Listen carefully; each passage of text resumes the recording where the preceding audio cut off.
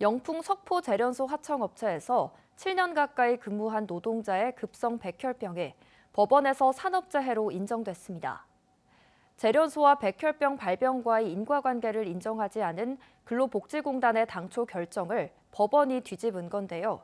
석포 재련소의 작업 환경에 대한 우려와 지적은 여러 차례 있어 왔지만 중대질병에 대한 산재 인정은 이번이 처음입니다. 엄지원 기자입니다. 2016년까지 6년 9개월을 석포재련소 하청업체에서 일하고 4년 전 산업재해를 신청한 진현철 씨. 그는 아연을 추출하고 남은 뜨거운 중금속 찌꺼기를 처리하는 작업을 주로 해왔는데 일을 시작한 지 7년이 채 안 돼 급성 전골수성 백혈병 진단을 받은 겁니다.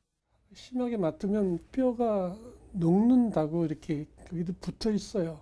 아니 옆에 나무가 다 죽는데 거기서 일하는 사람들은 괜찮겠어요? 제일 가까이서 그 김을 마시는 건데요. 하지만 근로복지공단은 산재로 보지 않았습니다.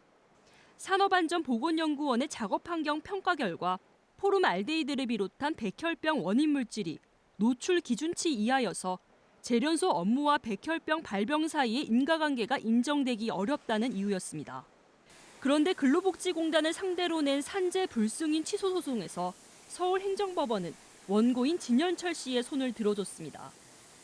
재판부는 먼저 산재 불승인의 근거가 된 작업환경 측정 결과의 한계를 조목조목 반박했습니다. 측정 시기가 실제 진 씨가 해당 업무를 한 때로부터 수년이 지나 일회성으로 이뤄졌는데 그 사이 공장 시설이 크게 개선돼 진 씨가 실제 노출됐던 작업 환경과 달랐을 가능성이 높다고 지적했습니다. 유해인자 노출 기준의 맹점도 짚었습니다.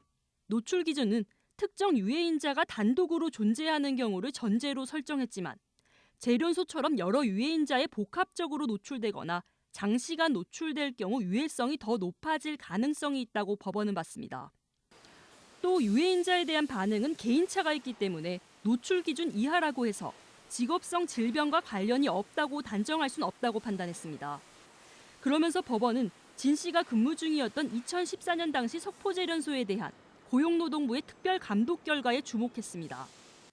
당시 하청업체에서 1급 발암물질인 카드뮴이 노출 기준을 최고 252%, 황산은 146.5% 초과했고 배기장치도 제대로 작동하지 않아 근로감독 도중에 즉시 작업 중지 명령이 내려질 정도였습니다.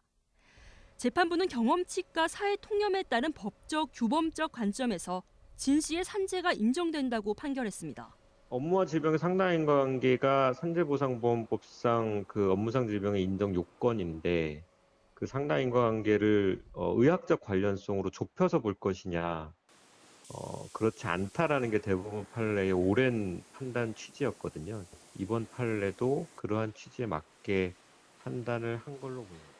이곳 영풍 석포재련소 노동자들이 발암물질에 노출되고 있다는 지적이 지속적으로 제기돼 왔지만 산업재해가 인정된 건 이번이 처음입니다. 백혈병 진단 이후 6년 만입니다. 기나긴 투병 생활 중에 들려온 기쁜 소식에 며칠 만에 컨디션이 좋아질 정도입니다. 당연한 결과인데 근데 좀 그래도 기쁘더라고요. 다칠 줄 알고 있었는데 대기업을 이긴다는 게 좀 그렇지 않습니까? 그죠? 지쳐 있었습니다. 그런데 좀 성소했으니까 좀 마음이 좀 달라지죠. 보는 사람마다 다 말랐다고 했는데 한 3일 때 지금 몸이 굉장히 좋아진 거예요.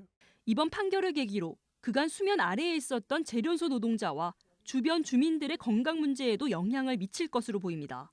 진현철 씨 한 분만의 문제가 아니고 50년 동안에 그동안 말하지 못했고 또는 그 법적으로 인정받지 못했던 많은 노동자들의 문제가 있을 거라고 봅니다. 그래서 앞으로는 노동자들의 건강 문제를 세상 밖으로 끄집어내는데 아주 중요한 이정표 역할을 할 것입니다. 근로복지공단이 이번 판결을 받아들일 경우 불승인 처분이 직권 취소돼 진현철 씨는 산재 승인을 받게 됩니다. 하지만 의학적, 자연과학적으로 명백히 입증돼야 산재를 인정하던 근로복지공단의 종전 입장이 바뀔지는 아직 미지수입니다. 한편 영풍그룹은 이번 판결과 관련해 아직 파악된 바가 없어 공식 입장은 없다고 밝혔습니다. MBC 뉴스 엄지연입니다.